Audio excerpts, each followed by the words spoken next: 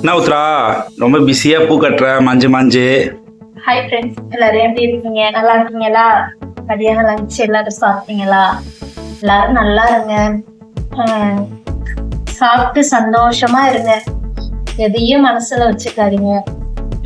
நீ ஏதாவது மனசுல வச்சிருக்கியா?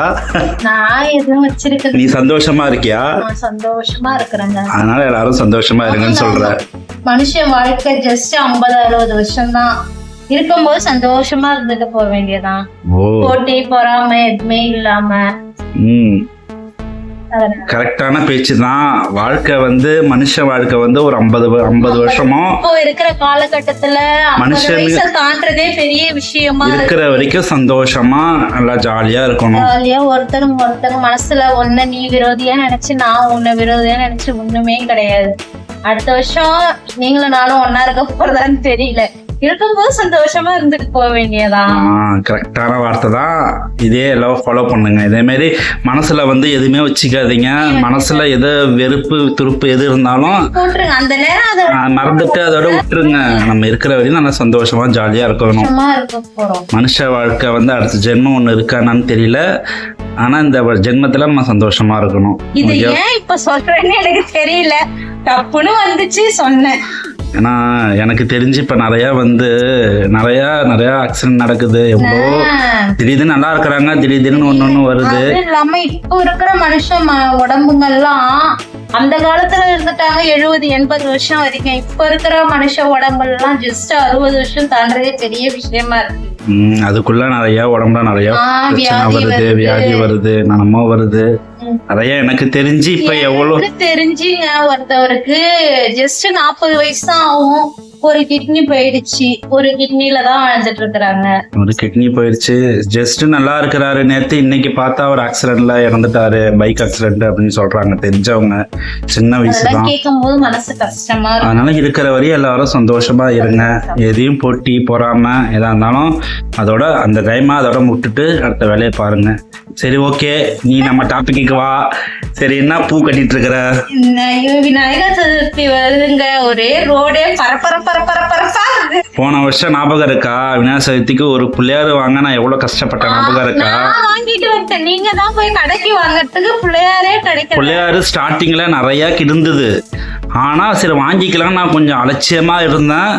ஆனா பிள்ளையார் அந்த போற டைம் எல்லா பிள்ளையாரும் வித்து போச்சு. பிள்ளையாரே கிடைக்கல. ஒரு பிள்ளையார் கூட கிடைக்கல.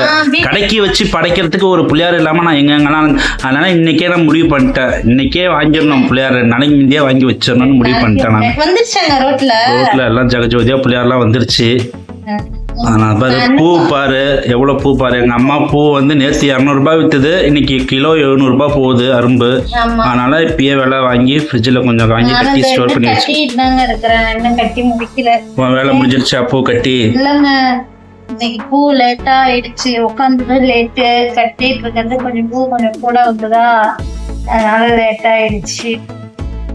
அப்படியா? சாப்பிட்டியா? என்ன சாப்பிட்ட? சாப்பிட்டாச்சா? சரியா? அடுத்த வேலை என்ன வேலை?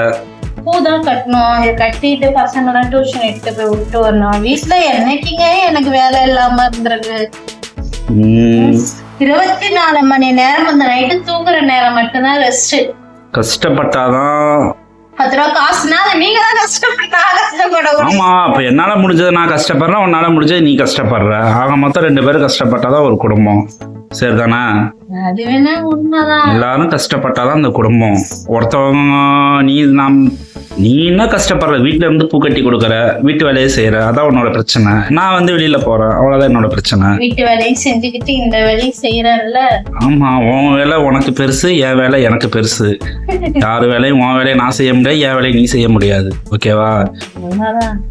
சரி, ஓகே. முக்கியமான ஒரு விஷயங்க. அதாவது லேடிஸ்க்குலாம் இது நல்லாவே தெரியும். எலி இருந்துட்டா எவ்வளவு டார்ச்சலா இருக்கும்னு தெரியும். அந்த மாதிரி எங்க வீட்டுல எலிங்க ஒரு 4-5 எலி தான் இருக்கு. அது என்ன செய்யுது, இந்த வீட்டையே ராஜ்யம் பண்ணுது. நைட் பகல்லாம் வராதுங்க. நைட் நேரத்துல லைட் எல்லாம் ஆஃப் பண்ணிட்டு படுத்துட்டோம்னா மேல இறக்கி ஓட பாருங்கலாம். அதோட என்ன செஞ்சேன் நானு, இந்த கபோர்டு ஃபுல்லா வந்து இங்க கிச்சன்ல தாங்க அந்த மாதிரி நான் இங்க கீழே ஸ்லாப்ல எல்லாம் கபோர்டு ஆட்டம் போட்டிருந்தாங்க, ஃபுல்லா எலி கடிச்சு வச்சுச்சு. அதே மாதிரி துணியெல்லாம் கடிச்சு வச்சுச்சுங்க. எனக்கு என்ன பண்றதுன்னே தெரியாம அவர்கிட்ட சொன்னேன். அப்புறம் அவர் தான் வந்து எலி பெட்டி, நாங்க வந்து அந்த பெட்டி ஆட்டம் வைக்கிறது தான் எனக்கு தெரியும். இவர் ஒரு மாதிரி அந்த கொக்கி ஆட்டம் மாட்டுற மாதிரியே வாங்கிட்டு வந்தாரு. அதுல ஜஸ்ட் ஒரு கருவாடு தாங்க சொருகி வச்சுட்டு போய் படுத்து ஒரு 10 நிமிஷத்துல பார்த்தா டபக்கு டபக்குக்கு எலி உழுதுங்க. அவ்வளோ எலி, ஒரு 5 எலி நல்லா உழுதுங்க. நல்லா பெருசு பெருசா இருந்துச்சு. அதை கொல்லவும் எனக்கு மனசு வரல. ஆனா வேற வழி என்ன செய்யறதுன்னு சொல்லிட்டு அதுல உழுந்த வேகம் அந்த அப்படியே அந்த பின்ன உழுந்த உடனே செத்து போயிடுச்சுங்க. அப்புறம் மனசு கேட்காம எடுத்துட்டு போய் வெளில தான் விட்டேன். அந்த மாதிரி நீங்களும் உங்க வீட்டுல எலி இருந்தா கண்டிப்பா வாங்கி வைங்க. ரொம்ப எலி என்னால டார்ச்சர். அந்த மாதிரி இருந்ததுன்னா நீங்களும் எலி இருக்கேன்னு சொல்லிட்டு அசால்ட்டா இருக்காதீங்க. எங்க வீட்டுல துணியை வீணாக்கிடுச்சு, கபோல கடிச்சிருச்சுங்க. அந்த மாதிரி எலி இருந்தா நீங்க சூடு 1-2 இருக்கும் போது அதை என்ன பண்ணணுமோ பண்ணிடுங்க. என்ன உத்ரா வெறுமனே உட்காந்து பூ கட்டிட்டு இருக்கிற? ஸ்நாக்ஸ் எதுவும் இல்லைங்க. ஸ்நாக்ஸ் எதுவும் இல்லையா? ஸ்நாக்ஸ் இருந்தா தானே பூ கட்ட தோணும். ஸ்நாக்ஸ் வீட்டுல இருக்கு, இருந்தாலும் ஒரே மாதிரி சாப்பிட எவ்வளவு நேரம் தான் சாப்பிடுறது, போர் அடிக்காது. கொஞ்சம் டிஃப்ரெண்டா சாப்பிடுவோமே. திடீர்னு எனக்கு ஒரு ஐடியா வந்திருக்கு. இந்த கடை இந்த பூவை கட்டிட்டு போய் அதை செய்யணும். என்ன ஐடியா? என்ன செய்ய போற? ரொம்ப பிடிக்குங்க. நான் வந்து புட்டு செய்ய போறேன். புட்டு செய்ய போறியா? ஆமா, ரொம்ப நாள் ஆயிடுச்சு. புட்டு செய்ய போறேன். எல்லாம் விநாயகர் சதுர்த்திக்கு கொழுக்கட்டை தான் செய்வாங்க. நான் கொஞ்சம் டிஃப்ரெண்டா புட்டு செய்வோம். போன திறந்தாலே எல்லாம் விநாயகர் சதுர்த்தி ஸ்பெஷலா கொழுக்கட்டை செய்யறதே தாங்க போடுறாங்க. நம்ம கொஞ்சம் டிஃப்ரெண்டா புட்டு செஞ்சு விநாயகர் சதுர்த்திக்கு கொழுக்கட்டை செஞ்சு போட்டுக்கலாங்க. இப்போ வந்து நம்ம புட்டு தான் செய்ய போறோம். நான் புட்டு செய்ய போறேங்க. நல்லா அரிசி மாவு புட்டு தான் செய்ய போறேன். அது பாருங்க, ஃபுல்லா நான் தெளிவா சொல்லியிருக்கேன். அந்த மாதிரி நீங்களும் செஞ்சு பாருங்க, கண்டிப்பா சூப்பரா இருக்கும். அது ரெசிபி வரும், கண்டிப்பா பாருங்க. புட்டு நான் வந்து எனக்கெல்லாம் எங்க அம்மா தாங்க அப்பெல்லாம் செஞ்சு கொடுப்பாங்க. எனக்கு அவ்வளவு தெரியாது. இப்ப நானா அப்படியே ஒண்ணு பார்த்து கத்துக்கிட்டதுதான். நல்லா 2 நாளைக்கு கூட கெட்டு போகாம நல்லா இருக்கும். நான் அப்படியே ஒரு கிணத்துல வச்சுட்டு வேலை செய்யும்போது ஒரு ஸ்பூன்ல எழுதிட்டு சாப்பிட்டுக்கிட்டே வேலை செய்யலாம்.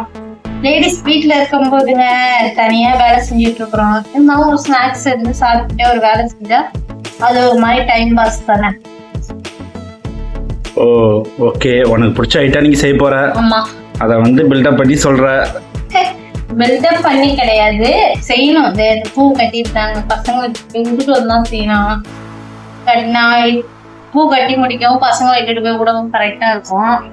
விட்டுட்டு வந்து அப்படி செய்ய வேண்டியதான். சரி ஓகே. புட்டு ரெசிபி வருங்க, பார்த்து நீங்க அந்த மாதிரி செஞ்சு சாப்பிட்டு பாருங்க, கண்டிப்பா நல்லா இருக்கும். என் வீடியோ பிடிச்சுன்னா வீடியோக்கு சப்போர்ட் கொடுங்க. ஓகே, பாய். இன்னைக்கு அணில் ஆட்டா வச்சு அரிசி மாவு தான் இது புட்டு செய்ய போகிறோம். இது வந்து நான் கடையில் வாங்கிட்டு வந்தேன். இது வந்து பச்சரிசி மாவுலேயும் செய்யலாம். இது பச்சரிசி மாவு தான். என்கிட்ட மாவு இல்லாதனால நான் வந்து கடையில் வாங்கிட்டு தான். நீங்கள் வீட்டில் இருந்தால் செஞ்சீங்க. இப்போ இதை வந்து நம்ம வந்து புட்டு தான் செய்ய போகிறோம். வாங்க எப்படி செய்யலாம்னு பார்க்கலாம். பாருங்க, மாவு நல்லா சலிச்சு எடுத்துட்டேன். இப்போது இதுக்கு தேவையான அளவுக்கு உப்பு போட்டுப்போம். மாவுக்கு தேவையான அளவுக்கு இது நல்லா உப்பு எல்லா இடத்துலையும் படுற மாதிரியே கிண்டி விட்டுக்கலாம்.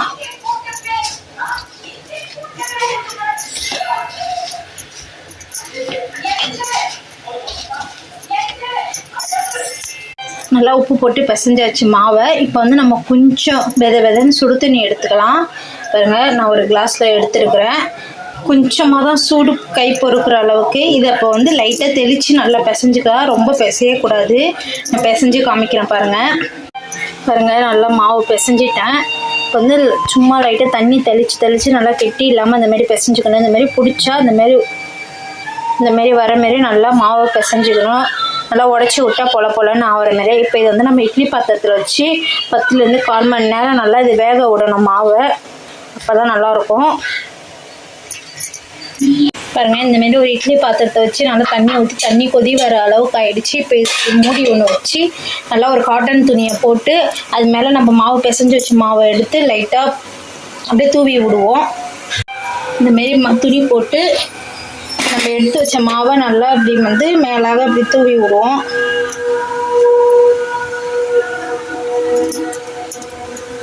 இந்த பாருங்க, ஃபுல்லாக மாவு போட்டாச்சு. இப்போ வந்து இந்த துணியை எடுத்து இப்படி செஞ்சு விட்ருவோம். அப்போ தான் எடுக்கிறதுக்கு நல்லாயிருக்கும். இப்போ இதை மூடி போட்டு நல்லா ஒரு 10லேருந்து 1/4 மணி நேரம் நல்லா மூடி விடுவோம், வேக வைப்போம். அது 2 தேங்காய் உடச்ச தேங்காய் இப்போ தான் உடச்சிட்டு வந்தேன். இதை நல்லா கழுவிட்டு திருவிட்டு வந்துடும். 1/2 கிலோ மாவுக்கு ஒரு தேங்காய் கரெக்டாக இருக்கும். இப்போ இதை திருவிட்டு வந்துடலாம். பாருங்க, நல்லா ஆவி வருது, மாவு வெந்துருச்சு. போதும், இந்த அளவுக்கு வெந்துருந்து இப்போ இதை வந்து திறந்து எடுத்துருவோம். நல்லா மாவு வெந்துருச்சு. இப்போ வந்து இதை நம்ம வந்து சூட்டோடு எடுத்துடணும். பாருங்க, நல்லா மாவு நல்லா சூடாக இருக்குது. இப்போ சூட்டோடையே நம்ம வந்து ஒரு தேங்காய் பாருங்கள் உடச்சி திருவி வச்சுருக்கேன், அதையும் சேர்த்துப்போம். தேங்காய் நிறையா போட்டு தான் புட்டு சூப்பராக இருக்கும்.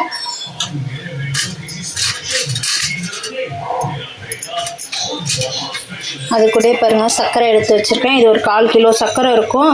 அதையும் நல்லா தூவி விட்டுரும். வேணுன்னா உங்களுக்கு நாட்டு சர்க்கரை கூட போட்டுக்கலாம். கலர் தான் மாறும். இது போட்டால் கொஞ்சம் ஒயிட்டில் வரும், நாட்டு சர்க்கரை போட்டால் கொஞ்சம் கலர் மாறும். இப்போ இதை நல்லா கிளறி விட்டுப்போம். 3 ஏலக்காய் நசுக்கி எடுத்துகிட்டு வந்தால் அதையும் போட்டு இப்போ இதை நல்லா கிண்டி விட்டுப்போம். சூட்டோடு கிண்டினா தான் நல்லா கிண்டிடுவோம். பாருங்கள் எவ்வளோ சூப்பராக ரெடி ஆயிடுச்சு. நல்லா எவ்வளோ பொலன்னு இருக்கு பாருங்கள். அவ்வளோதான், சூப்பரான புட்டு ரெடி. இப்போ இதை வேறு பாத்திரத்தில் மாற்றிக்கலாம். அவ்வளோதாங்க, சூப்பரான புட்டு ரெடி. இப்போ தான் சாப்பிட வேண்டியதான். எவ்வளோ சூப்பராக இருக்குது பாருங்கள். இனிப்பெல்லாம் கரெக்டாக இருக்குது. சிம்பிளாக 10 நிமிஷத்தில் செஞ்சிடலாம்.